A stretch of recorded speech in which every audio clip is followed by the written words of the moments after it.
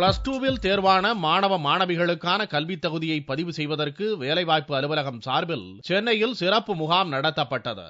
ஒரே சமயத்தில் ஏராளமான மாணவர்கள் பதிவு செய்ய வருவதால் கூட்ட நெரிசல் ஏற்படுவதாகவும், பதிவு செய்வதற்கு வருபவர்கள் காலையிலிருந்தே காத்திருக்க வேண்டிய நிலை ஏற்படுவதாகவும், இவற்றை தவிர்க்க சென்னையில் 3 இடங்களில் சிறப்பு முகாம் நடத்தப்படுவதாகவும் வேலைவாய்ப்பு அலுவலக உதவி இயக்குனர் விஜயகுமார் தெரிவித்தார்.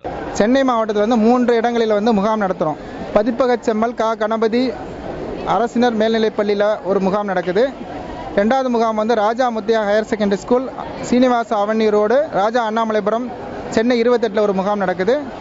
அப்புறம் அரசினர் தொழிற்பயிற்சி நிலையம் வட சென்னை 21, அதாவது மின்ட் பஸ் ஸ்டாண்ட் பக்கத்தில் இருக்க மின்ட் ஐடிஐயில் அங்கே ஒரு முகாம் நடக்குது. மொத்தம் 3 இடத்துல முகாம் நடக்குது.